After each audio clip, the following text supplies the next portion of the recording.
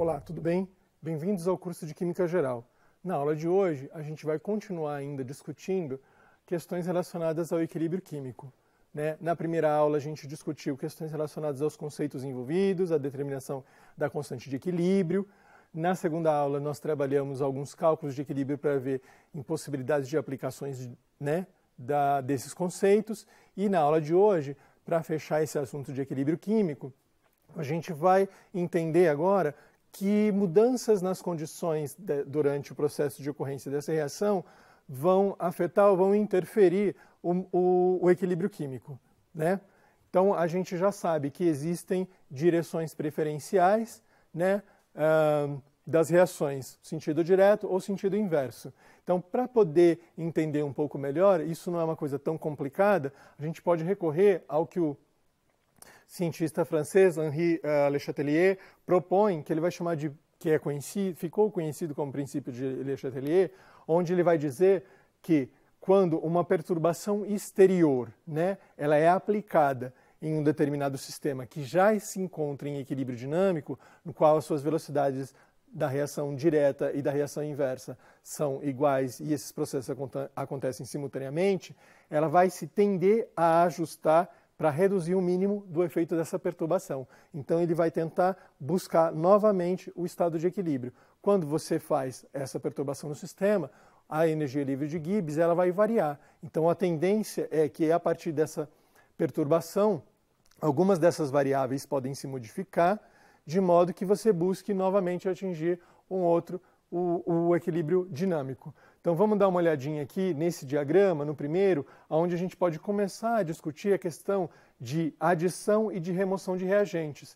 Então a gente tem, no início de uma reação, a quantidade lá da síntese de amônia, lembra? O hidrogênio reagindo com o nitrogênio, formando amônia, a quantidade, ao longo do tempo, da concentração de hidrogênio vai diminuindo, a quantidade da concentração de nitrogênio também vai diminuindo e a quantidade da concentração de amônia vai aumentando porque esse produto agora começa a ser obtido.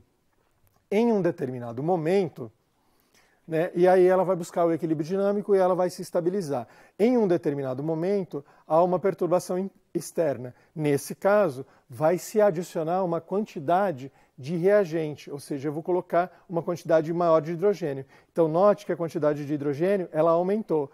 A tendência é que ela busque reduzir ao mínimo essa perturbação. Então, essa quantidade continua diminuindo. A quantidade de nitrogênio ela vai diminuir um pouco mais rápido em função de uma maior quantidade de hidrogênio que eu tenho agora.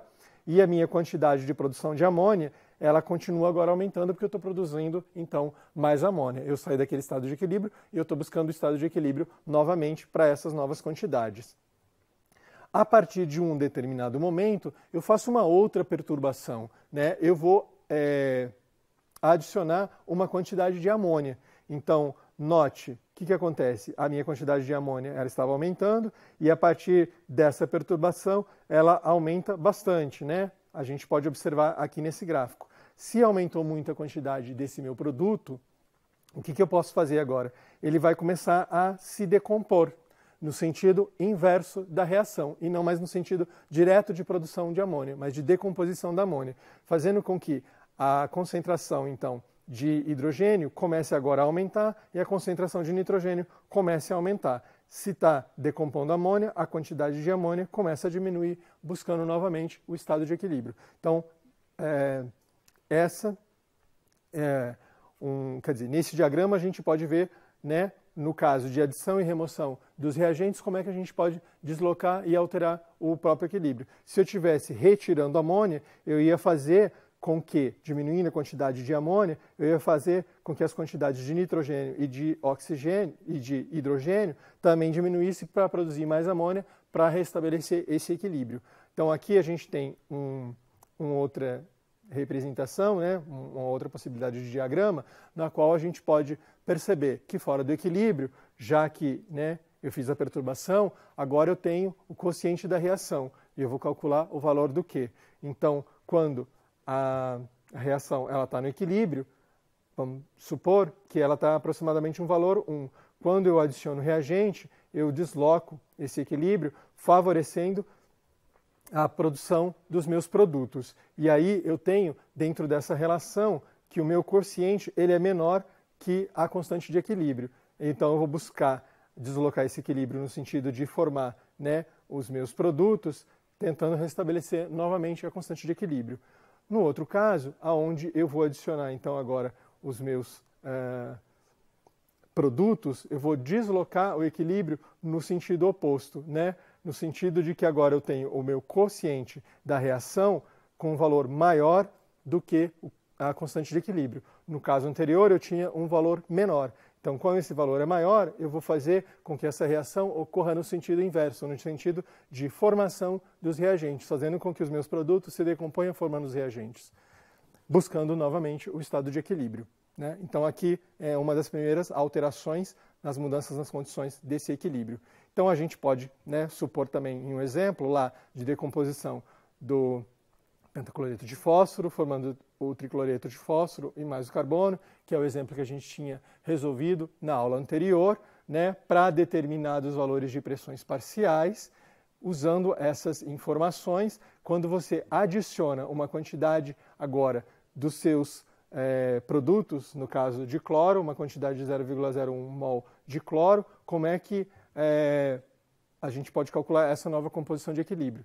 Então, lá do PNRT, para essa quantidade de mol, eu determino qual que é a minha pressão parcial. Então, a minha pressão parcial, ou seja, se inicialmente eu tinha 1,28 mais essa pressão dessa quantidade de 0,1 que foi adicionada, de 0,84, a minha pressão parcial total de cloro vai ser de 2,15. Recorro de novo à minha tabela, né, de equilíbrio para poder ver as espécies e notar que eu já tinha um equilíbrio estabelecido, que eu aumentei as quantidades que estão envolvidas e eu aumentei e agora eu vou lá para aquele valor de 2,15. Então, resolvendo agora a minha constante de equilíbrio, eu vou chegar nesse novo valor, né, depois da resolução da minha equação quadrática, esse novo valor de 81,7 ou 0,014. Duas possibilidades de resolução para isso. E a gente vai usar, então, esse menor valor em função do valor da constante de equilíbrio que a gente tinha. Então, fazendo essa substituição do valor de R, esses são os novos valores obtidos das pressões parciais das espécies envolvidas nesse sistema. Então, a gente tinha lá um pouco mais quantitativo e agora mais qualitativo, e agora a gente tem mais quantitativo essas relações de como quando a gente interfere, então, nesse sistema, a gente muda, ela busca uma nova estabilização, uma nova condição de equilíbrio. Um outro fator que pode interferir nessa alteração é a compressão da mistura. Então, nesse exemplo, né, que eu tenho duas situações, onde eu tenho NO2, nitrogênio, formando N2O4, tetróxido de nitrogênio, e no caso 2 eu tenho hidrogênio reagindo com iodo, formando o HI, o hidreto de hidrogênio.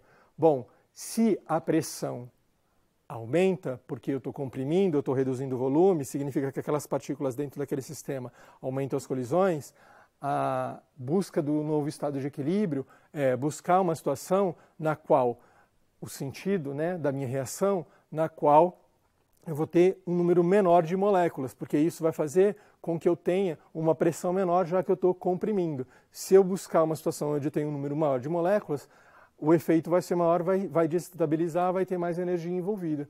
Então, no primeiro caso, veja lá, nos meus reagentes eu tenho 2 moléculas de NO2 e no meu produto eu tenho uma molécula de N2O4.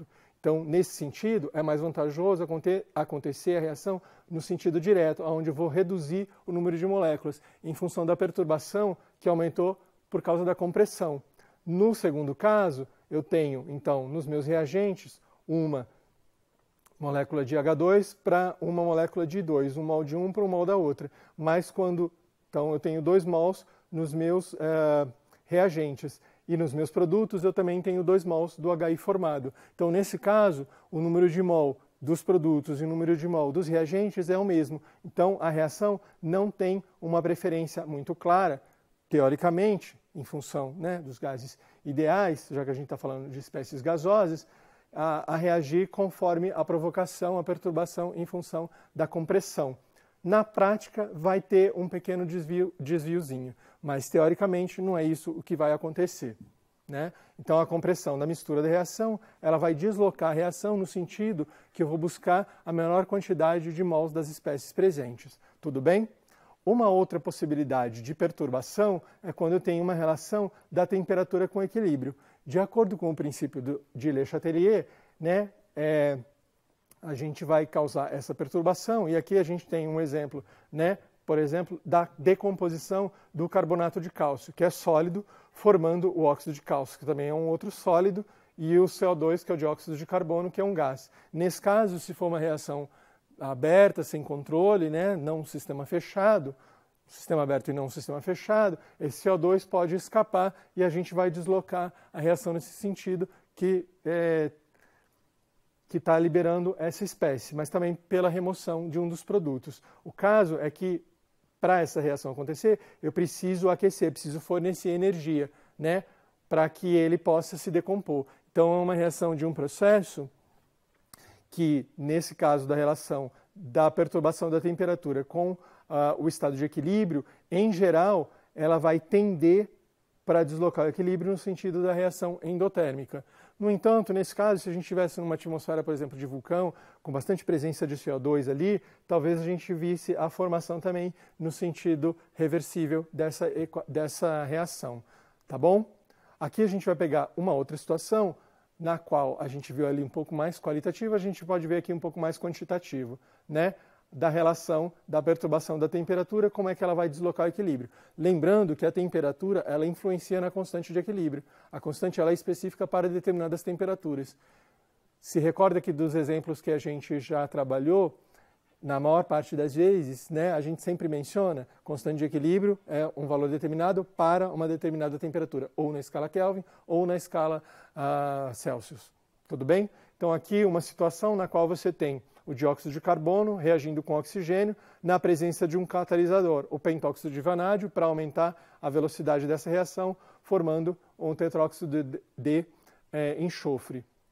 Então, aumentando essa temperatura, você pode calcular pelas entalpias padrão de cada um delas para determinar qual é o sentido dessa reação. A entalpia padrão dela tem um valor negativo de menos 197,79 joules. Portanto, essas pressões parciais de SO2 e O2, elas vão aumentar, porque ela vai deslocar no sentido inverso, ou seja, nesse caso, no sentido de decomposição do SO3 para SO2 e O2, fazendo com que as pressões, então, dessas duas espécies aumente e a pressão do SO3 diminua. Então, em função de uma perturbação, o sistema vai recorrer às outras propriedades para tentar restabelecer novamente o equilíbrio. E a gente tem uma outra situação, né, na qual a presença do catalisador. Bom, a gente já conhece, já ouviu falar e já viu nesse exemplo anterior, né, a utilização de um catalisador para aumentar a velocidade dessa reação.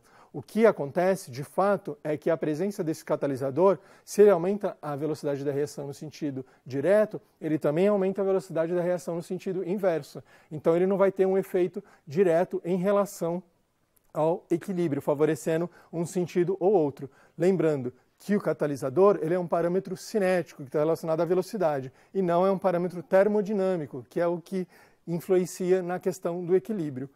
E em relação a essas questões que a gente trabalhou, lembra que inicialmente a gente havia falado, né, da preocupação do Haber em produzir amônia. Então ele percebe, e inicialmente ele produzia amônia utilizando um catalisador de ósmio, que era muito caro, depois ele usa urânio, e hoje em processo industrial se usa ferro, que é muito mais barato para aumentar a velocidade dessa produção. Ele percebe, através dessas informações de equilíbrio, como é que ele poderia produzir. Então, quando ele reage nitrogênio com hidrogênio, ele consegue produzir a amônia. E aí, quando ele retira a quantidade do produto, ele desloca o equilíbrio no sentido direto de produção do produto amônia. Então, quanto mais ele vai retirando o gás amônia e vai passando isso num condensador, que a gente já viu lá na destilação, ele consegue extrair a amônia e deslocar o sentido do equilíbrio em uma direção. Assim como também, né, na proposição dele, ele altera as pressões e aí ele consegue produzir determinado produto conhecendo as relações de equilíbrio. E um outro aspecto que eu gostaria de chamar a atenção para vocês, já que o equilíbrio é um conceito fundamental para a química, está relacionado com a questão das concepções ou as maiores dificuldades, os erros que os alunos frequentemente têm. Vamos pensar que o curso tem como profissão formar professores de ciências e depois se especializam, né, nas sub-áreas das ciências da natureza. Eu acho que conhecer as concepções ou as dificuldades, os maiores erros dos alunos, primeiro, nos ajuda a entender que talvez eu possa ter um erro também parecido com o dele, mas mais ainda vai nos ajudar a, numa situação na qual eu vou ensinar esses alunos a já ter, né, uma ideia de quais são as maiores dificuldades e de tentar antecipar ou buscar outras possibilidades de trabalhar esses conceitos para evitar esses problemas. Então, uma das maiores dificuldades em relação ao equilíbrio químico que eles não têm uma clareza que as reações no sentido direto e no sentido inverso acontecem simultaneamente. Para eles, em geral, as reações acontecem em velocidades diferentes. Primeiro acontece em um sentido, depois acontece num outro sentido, não simultaneamente, né? E isso vai implicar, né, em problemas no entendimento conceitual dessas questões. A outra questão é a compreensão mesmo da representação simbólica da dupla seta. Um outro aspecto, né, já que é de senso comum, bom, se a gente quer aumentar a velocidade, coloca um catalisador. Nesse caso, ele não vai influenciar no equilíbrio. E nas concepções que eles têm, em geral, os catalisadores aumentam essa velocidade e interferem diretamente no equilíbrio. Dentre algumas outras possibilidades, assim como eles acreditam que o equilíbrio não é dinâmico e que cada uma dessas reações acontece em compartimentos separados. E esquece que ali é só uma representação da equação simbolicamente, mas na verdade todas elas estão misturadas dentro daquele mesmo recipiente. Então dá uma olhadinha lá no material que a gente está sugerindo para vocês aprofundarem. Tem alguns textos que vão discutir especificamente as concepções mais comuns, que eu acho que é muito importante conhecer primeiro para poder ter um entendimento claro e depois para poder ajudar as outras pessoas a entenderem. Pratiquem os exercícios e a gente se vê na próxima aula. Bom trabalho e até breve.